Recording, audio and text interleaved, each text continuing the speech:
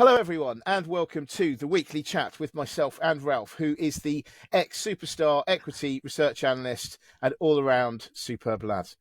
Why This did you week- say ex-superstar? I mean, it was a good introduction, but that Yeah, bit, yeah. can you start again? superstar, Thank you. yeah.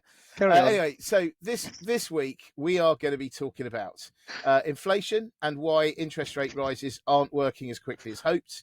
We're going to be talking about the war in semiconductors, and finally we'll be talking about Toyota's amazing breakthrough this week, because we want to finish off on a high. It's very important because of what's coming first. But anyway, I think so kicking off with regard to inflation, obviously this is the favourite topic of this podcast, and the fact is it is really important, so that's why we keep talking about it. However, this week, or what we've been seeing over the last few weeks in particular is intensifying criticism of the Bank of England and the governor Andrew Bailey in particular, in terms of how wrong they've got it and how long they have got it wrong for. So that's quite hard. That's a lot harder to say than I thought it would be. Wronger for longer. Yeah. Or something. Something like that. Anyway, so inflation continues to rise. It looks like interest rates are going to continue to rise as well. But what do you think, Monsieur? Yeah. Well, yes. I mean, first of all, we're talking about inflation again, so apologies, but we have to. The trouble with inflation, with the sort of inflation we're looking at now, excuse me. But also with any type of inflation, is always how to combat it. There only really is one way to combat it, unless you're a Keynesian economist, and that would be to increase interest rates. And of course, that's been done, and that's been our world for the last 2 years. The next question then is always, how quickly does the economic effect of increased interest rates filter down into the economy? And at the best of times, that's somebody said once, that's like steering a super tanker. You sort of crank the wheel, and then in a month's time or so, the super tanker turns right or left. And so this is of course very similar. So you don't really know how long it's going to take for interest rates to for interest rates policies to have the desired effect. In this particular case now, it appears as if the effect, my voice is weird. You're disintegrating in front of our eyes. Yeah, it's disintegrating. Yeah. So you need to get in this particular case, the problem has been observed that it is taking even longer than you would normally expect, given the order of magnitude of the increase that we have seen. And certain reasons have been put forward to explain this. And the most interesting one of them that I have seen is that the structure of mortgage products has changed.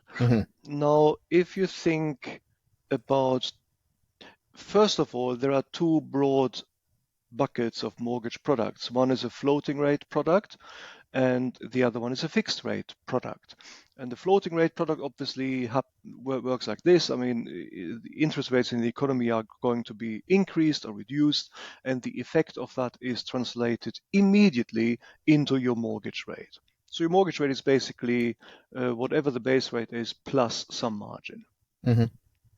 The other part of the equation is fixed rate mortgages, and those, as the name suggests, are fixed at the rate which the contract determines, and it doesn't really matter what interest rates are. So if interest rates go up from 1 to 5% and your mortgage rate is fixed at 3, then this is going to be 3 until the contract ends, because it's a fixed rate, fixed term structure, which is difficult to say.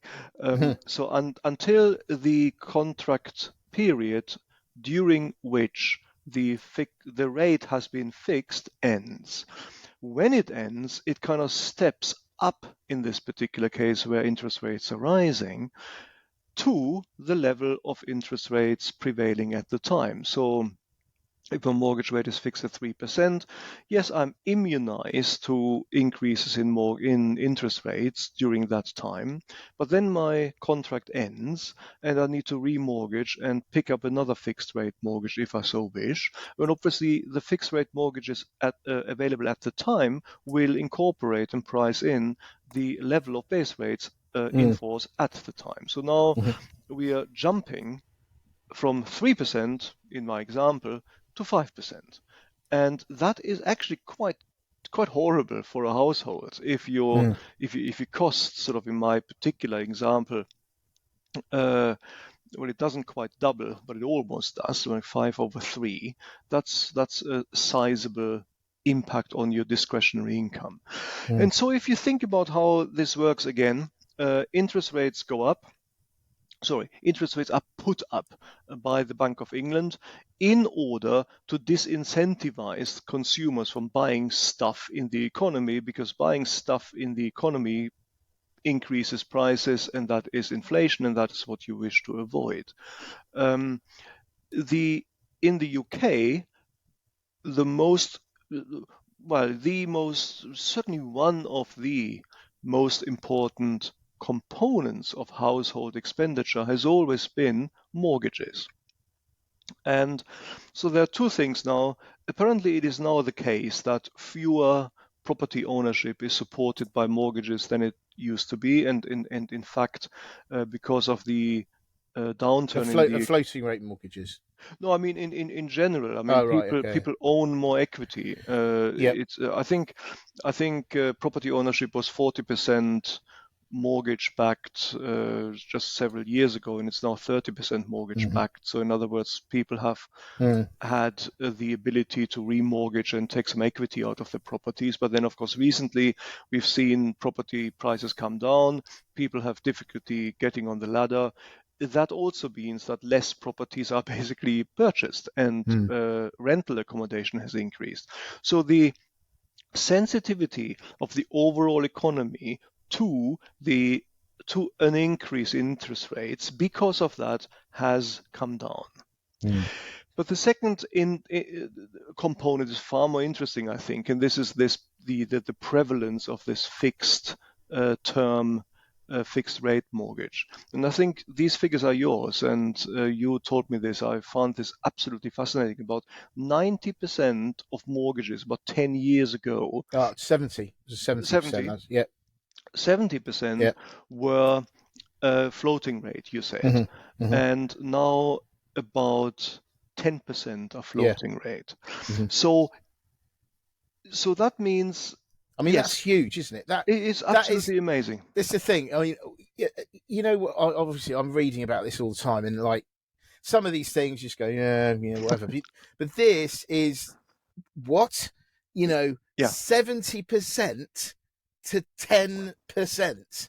That is incredible, and so that's why you sort of think, well, clearly that's why. I mean, I thought it was interesting what you were saying, about the interest rates effects on inflation, or effects generally on the economies, like the oil tanker turning around. I mean, I've always been of the mind that they take, I suppose, in normal circumstances, 3 to 6 months to start having an effect. But I read something recently that said actually to have the full effect, it's more like 18 months. I was going to say, precisely. Yeah, exactly. So that's the thing, isn't it? So, I mean, I know I just sort of jumped in there, but it really is. It really is just such a huge, huge swing. And it's kind of I don't know, cultural is not the right word, but it's like it's a complete mindset change, I think. Well, Um, it's I don't know whether these words it's just a response to the economic reality. mm, It's not as mm, if people have a different philosophy all of a sudden and they're thinking, mm, oh, let's have a variable rate mortgage because that's what we do. And mm, so now it's like, oh, our mindset. Now we sort of we're more sort of this is so 20th century or something. mm, Now we're doing fixed rates. No, what happened is yeah, that we've been in a decade or so of interest rates which were very low, mm, touching 0%, sometimes negative interest rates. That's an absolutely unheard of situation, which has basically never occurred before since the Second World War. mm, Actually, but probably not before either. It's a completely unique situation. mhm, Um, People have become used to mortgages not costing anything at all. So it would have been completely unnecessary to lock yourself into a fixed period because mortgages just don't cost any money. I mean, if mm, interest rates are 0%, the mortgage is basically free, and uh, and that has produced this massive swing towards floating rate mortgages. mm, But then, of course, the good times came to an end and inflation started rising. Some people will have seen the writing on the wall and switched into a fixed rate mortgage at the time. Because if you think about this, I mean, if it was 70% of mortgages 10 years ago, and now it is only 10% of mortgages. So these people will have switched, it's not as if all of these mortgages were all of a sudden paid off. mm, These people will still have mortgages, but now they have fixed rate mortgages. So all of this will have swung, most of it will have swung into the fixed rate mortgage. mm, And if you think about how this therefore needs to work, just conceptually, um, the Bank of England is used to seeing a particular time delay before it sees increase in interest rates to work. mm, And that is, as you indicated before, that's between 1 and 2 years, sort of 18 months. mhm, Now, this experience is no longer supported by the evidence because the mortgage rate structure has changed mhm, and people are not feeling the impact of increasing interest rates immediately. mm, They're feeling it outside the mortgage, but not in the mortgage payment. mm, They're feeling it when the fixed rate comes to an end. When it does come to an end, we're seeing a step function now. Previously it was sort of smooth, and now there's a step function, like my example, 3% comes to an end, boof, now it's 5%. There mm, is no smoothness there. You don't gradually transition from 3% to 5%. It is the function is discontinuous at that point. It sort mm, of mm, steps up, and that is mm, what you have to deal with. mm, Um, and so it is the sort of analysis. If I was still in the city, the analysis which I would like to do would be to get all the information about how that structure of fixed rates is in the market, how many fixed rate mortgages are going to come to an end of their contractual period, at what point, and mm, therefore how many people are going to experience a step change of what magnitude or at what point. mm, So because that's how this is going to work. So my mm, point here is this. Currently, the Bank of England and economic observers are saying, "Oh, this is all a bit terrible because basically we are increasing interest rates and doesn't seem to have the mhm, effect which we were expecting. mm, So we now need to increase interest rates by more because mm, mhm, clearly the dynamic has changed or isn't as it used to be." mm, If we're unlucky, people are missing the effect, this step function effect, and the increasing interest rates, although perhaps they wouldn't have needed to. Perhaps all it takes is waiting a little bit longer, because what you now get is a mm, series of shocks to the system, mm, step shocks, rather than a smooth transition. But I mm, don't know, I wouldn't expect the Bank of England to do this, but it is certainly a modeling risk, and the uh, predictions which I've seen from some of these stockbrokers that we might actually be headed to interest rates in the order of magnitude of 7% may be overly skeptical just simply because people are missing this step, this shocked, this Mm, step shock effect, which we're mm, surely going to see. So mm, I'm relatively optimistic that this is going to come through, mhm, but we'll have to see. I mean, 7% interest rates would clearly be an absolute disaster. mm. Yeah, absolutely. So, I mean, that's definitely a very, very, valid point that needs to be taken into account, that the effect is delayed. I mean, I again, just off the top of my head, from reading various things, it sounds to me, depending on what you look at, that it's 1.5 million to 2 ish million households or something coming to the end of their agreements over the next year or two. So yeah, I mean that is definitely going to be felt. I mean, this is what I've said before. That actually the amount of money of extra money it's going to cost you per month, that is easily the sort of money that you would use to say go on holiday.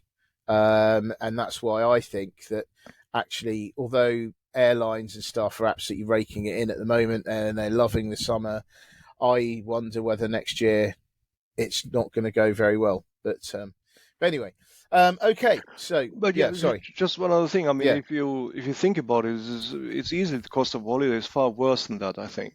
Hmm. If you, a lot of fixed rate mortgages would still be at, I mean, this example wasn't completely theoretical. I mean, a lot of fixed rate mortgages, I think, would still be at around the 3% level now, maybe three Hmm. and a half, who knows? But that's Hmm. sort of order of magnitude. If that steps up to 5%, then you're seeing 200 basis points change in your cost of mortgage. Hmm. It's like 2 percentage points change in your cost of mortgage. If the average home costs £200,000, then basically that's what, £4,000. That's £4,000 a year, Hmm. and that is it's a chunk. It's Hmm. I mean, my holiday in Spain doesn't cost £4,000. So Hmm. there's a lot more than that.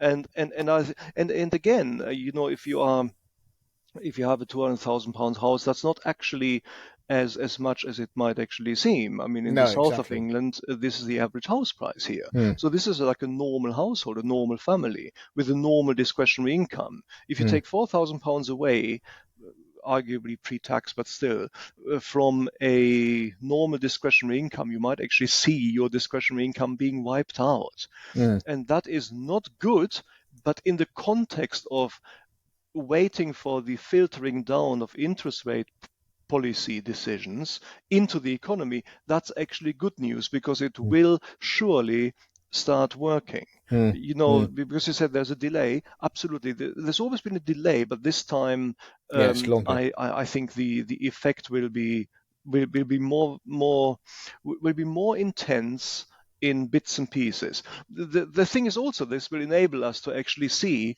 what effect we would expect and what effect we're going to get when these fixed rate mortgages are going to Hmm. come to an end of their period. And if we then do not see that effect, now then we have another disproportionate impact on share prices. So another fact, in the end, I think what I'm saying is I'm still in good hopes that this is going to start working.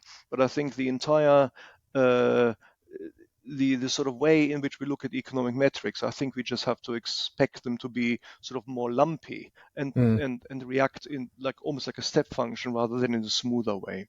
Hmm. That's what's going to happen. Fair enough. Fair enough.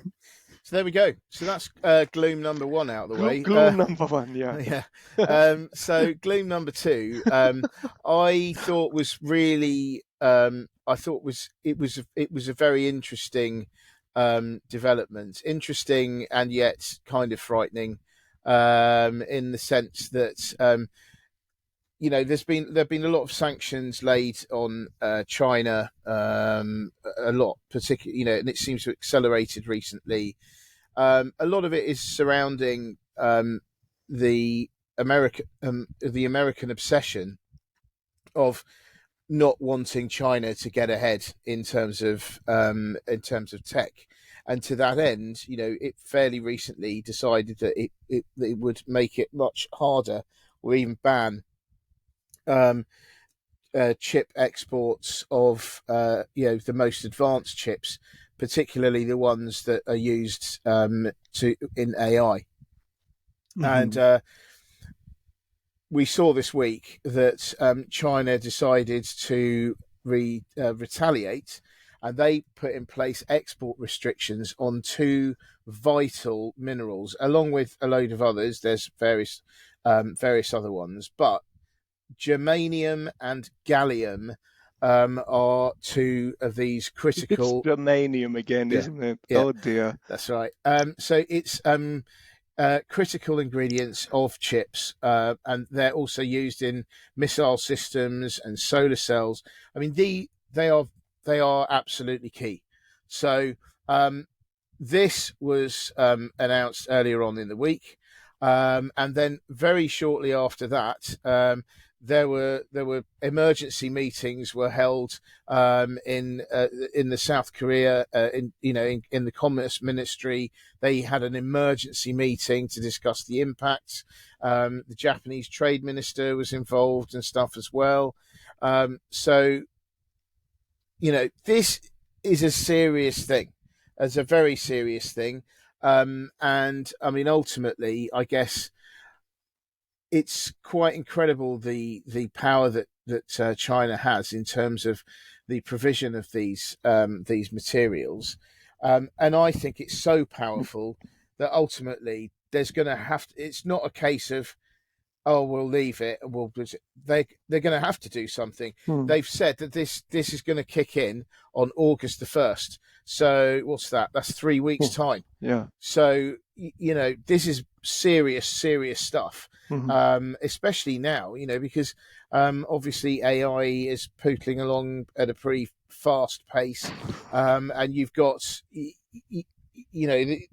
they've got it. They've just got to have, and they just got to, they love chips. I mean, don't we all, right? Don't we all? Don't we all? Yeah. Don't we all? So we all love chips, right? So I mean the I don't know. Sorry about that, but there's so much of this, and there's so much of this. They're going to have to solve it. I really don't think that they can this. I don't think this is viable myself. I know that sounds defeatist, but really, it's so ridiculous. I don't think it's viable. But anyway, what do you think? And I mean, I know you're a fan of chips, right? So. Oh yeah, I love chips. Well, I'm not going to say triple cook's even better. Triple cook's the way forward, right? So. Yeah, crisp, and I've been trying to get fish and chips into this podcast, but it doesn't quite work. But now it's now is the time. Good. It's not very funny though. But hey, we've talked about my sense of humor before. Excellent. So which is gloom subject number 3, my sense of humor. Okay, let's not go there. Okay, so where were we? Chips. Yes. The chips are down. Hey, it had to be said. So one of us was going to say that, weren't they? Oh God. The chips are down. The chips are down. Yeah. There we go. Yeah. Let's be chipper about. Oh God, I can do this forever, but it's never going to improve. My brain's really fried at the moment. Oh God, on that. Yeah. Yeah, the US is fried. The free world is because of this. So the situation, and this is in fact the case. This is in fact also what I think about this. Basically, what we are seeing is clearly a US-China economic war, which is sort of held almost like as a proxy to what a US invasion of Taiwan might actually lead to and what it would look like. And it is also frightening from that point of view. So the US were trying to actually do something against China, have been doing this for a time now with some sanctions. And it seems to me as if this is one of the first tangible, potent, retaliatory moves which China is making. And China must have known clearly what impact that particular announcement was going to have for obvious reasons. And if they were expecting a reaction, they got a reaction. So Mm, what I mean by this is simply that China, China doesn't need the reaction of the free world to tell it that these raw materials are vital to the world, to chip makers. Um, but it will still be gratifying for them to see that indeed the world is panicking, even when before it even happens. They just needed mm, to announce it, and the mm. world is panicking. So that shows them that they clearly have, oh God, a bargaining chip here, Hey. which which God, which is um, which matters. Mm, And I would agree with you. I think the US just has to back down in mm, this. There's no real way. So if in a weird in a weird twisting this into something positive, if this mm, move by China mhm, would lead to the parties, and let's face it, the most important ones here are the US and China. But of course, no, actually, that's probably not true because chip makers of South Korea are very important in mm, Japan. mm, So if parties get to the table and hash it out and come to a sort of agreement, then that would actually be possible. mm, Would actually be positive. mm, What I I remain uncomfortable with this entire development for various reasons. The first one is that chips go, of course, into missile systems as well. mhm, mhm, Now, I do not believe that it can be a targeted move by China to um, somehow weaken the US military capability here, but it will have been a welcome bonus. mm, And the second one is that I just am uncomfortable with this uneasy equilibrium. I mean, if there's currently a very uneasy situation between the free world and China, and I think no matter what these negotiations will actually engender as a result, that truce, if it were to materialize, will continue to be uneasy. mm, A further deterioration or a deterioration of this nature is only going ever to be one policy decision away. mm, And so, I think in terms of spinning this just one step further, in terms of equity markets developments around the world, which is clearly the lifeblood of economies, not just the free world, also China's. mm, What equity markets hate most is uncertainty. mm, And if this type of back and forth will just send the message to global markets that we cannot just sit back and expect the world, in inverted commas, the economic dynamics, such as they are fueled by the availability of raw materials, to get back into a steady state, then we will have some lasting volatility in the equity markets to contend with for the mm, future. So I think these are ripples, and then there are bigger impacts here beyond what we're actually seeing.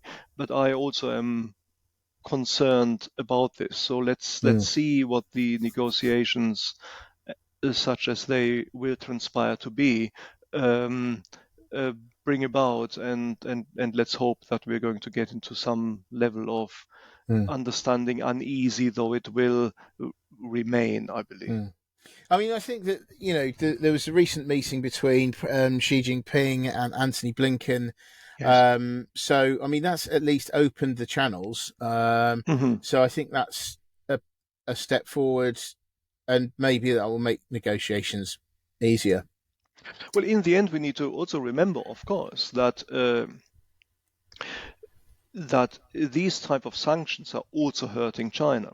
I mean, in the end, the Chinese economy produces stuff for the free world. I mean, the free world is the most important customer of the Hmm, Chinese economy.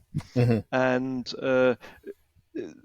although this is showing us what a hardening stance of the free world against China would engender, which means uh, a a more pronounced economic war, it also clearly shows the limits into which either party in this can actually do this. This is not a parallel to what we're seeing in Russia and the Ukraine.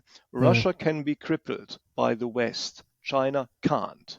And I think that's what I have at the back of my mind. I think that is probably the subliminal message which China is sending with this move as well. Fair enough. So yes, that's. I mean, it is a tricky situation. This is the latest developments, but I do think that there is going to be a sense of urgency here, given the timetable. Just to pick up on the whole, chips and puns scenario. Now, I could not possibly say whether or this has actually happened in the past, but it has been. I have in the past noted that some people, when going to meetings that are generally repetitive, so you're saying the same thing in each meeting, to keep, if everyone's flagging, a fun game apparently to play during such a game, and it's got to be you, right? It can't be apparently. It can't, obviously the client can't be aware of this, because then that negates the whole effect of the game. Is you choose, before going into the meeting, one chooses a category of words to use in the meeting, and each person in the meeting keeps a score of how many references to said theme can be included. Indeed. And it's a fun game, apparently. And yes, I've so so that's it. Just reminded me, when it is also completely unprofessional, of course. Yes, of course it is. And yet I understand it is being played. I mean, maybe as an anecdote. I mean, I wasn't, of course, in these meetings. I was told this. Honest. I feel like this is asking for a friend. No, really. Yeah, no. Apparently, this happened. Yeah. Yeah. But you see, the thing is, I mean, I'm immediately found out. Of course, if I say things like "my friend told me this," everybody goes, right, okay, your friend, sure, Ralph. Yeah. I mean, we know how many of those exist. So anyway, so basically, I'm one, mate. I'm one. Well, but you're clearly weird. So yeah, thanks. Thanks. Yeah, excellent. Yeah. So we went into this meeting, and the theme was.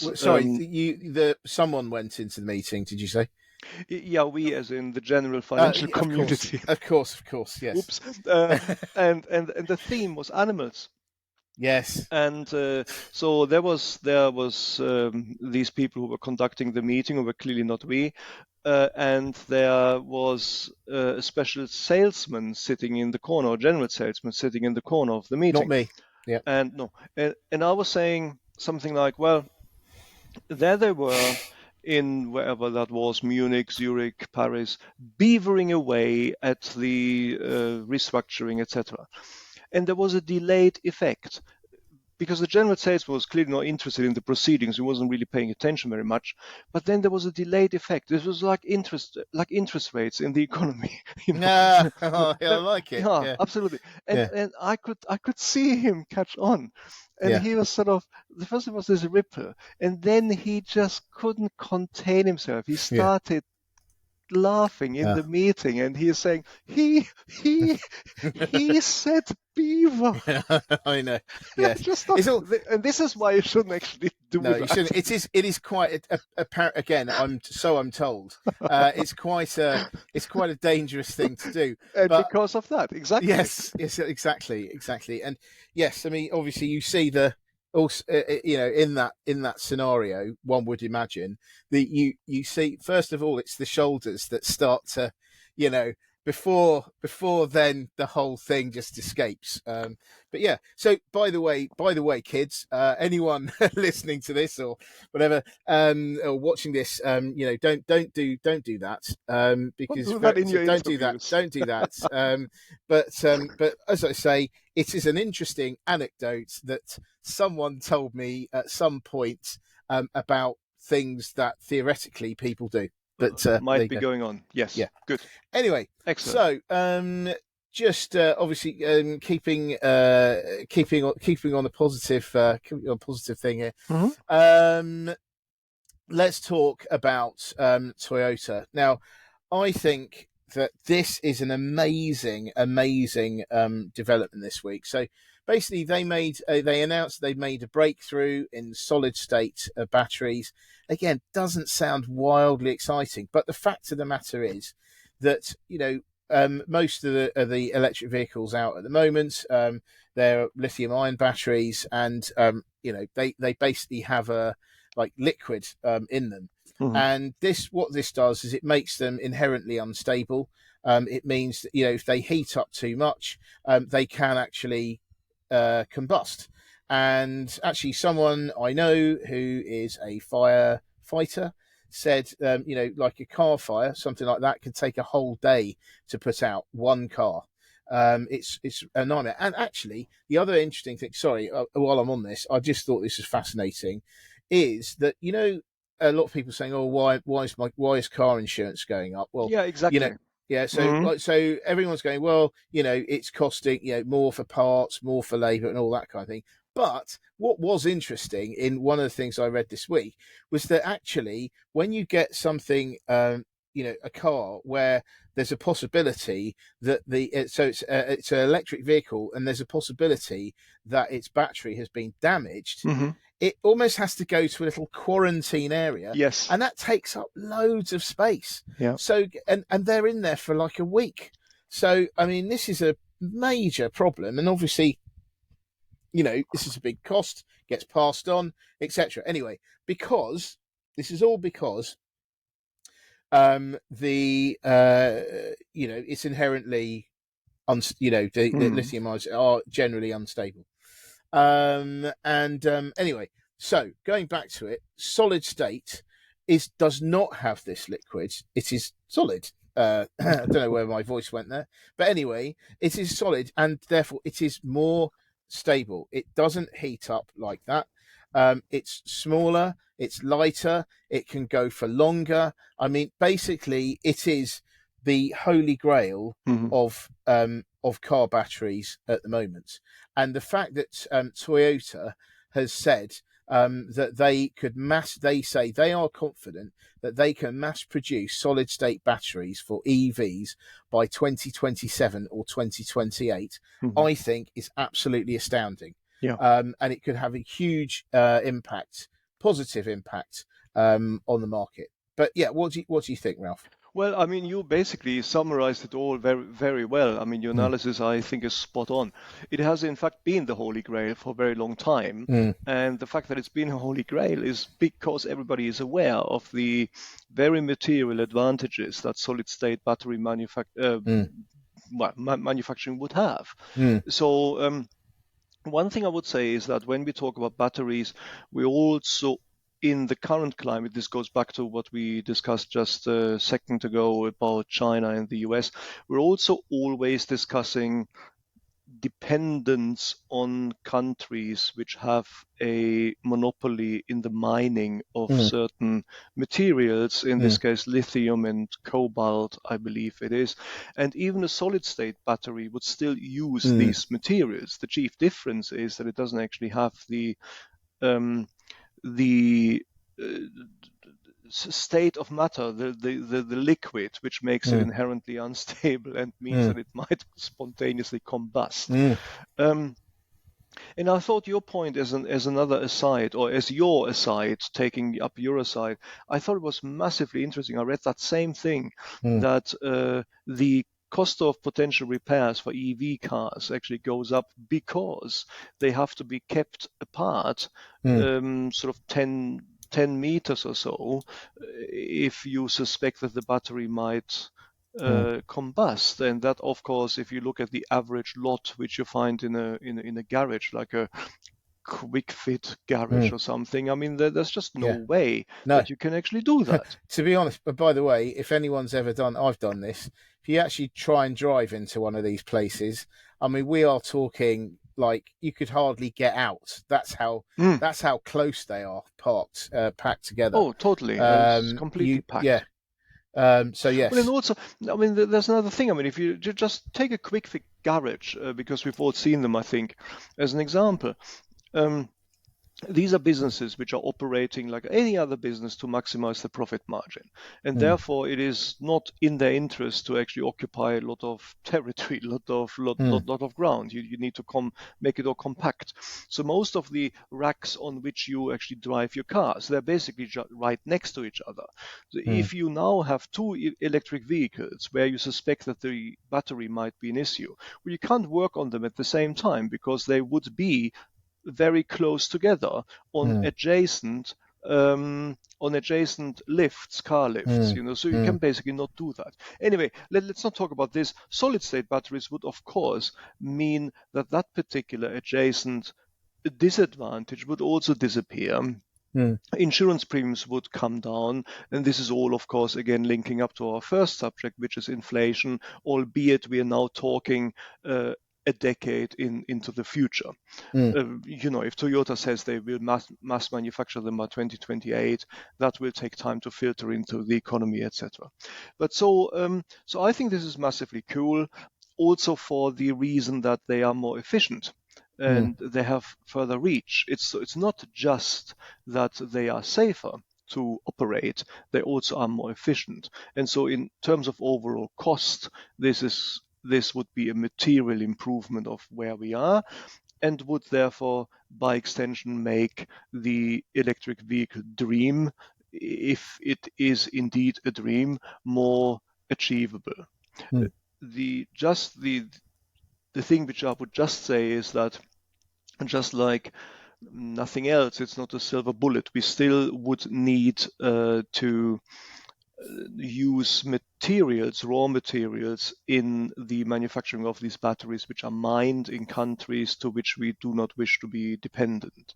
mm, And that links up to the second gloom subject, which was China mm, and the US in the current trade war, which we're seeing. But just in isolation, fantastic. I mean, there's a lot which tech could solve. We just need the overall economic and political environment to become stable again, mhm, for the economies, for our economies and societies, including China, to reap the benefits from this.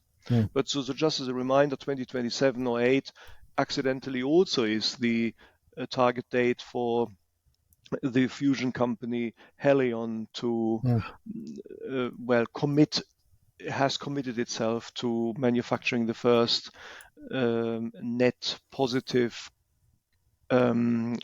electricity generator, which generates electricity from fusion.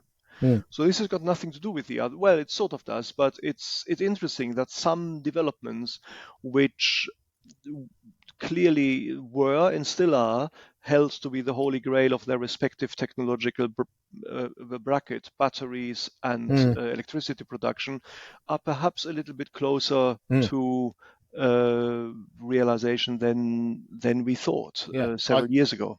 it is amazing, isn't it? Hmm. If only interest rates were like that, um, in terms of the expectation versus reality potentially. But Yeah, I'm actually more positive on that than yeah, these brokers which predict 7%. My yeah, guess is they have not really factored in this step mm, function effect properly, and we would yeah, see in inflation to come down more materially in the next several months, when mm, these short-term the fixed rate mortgages come to the end of their contract period. absolutely.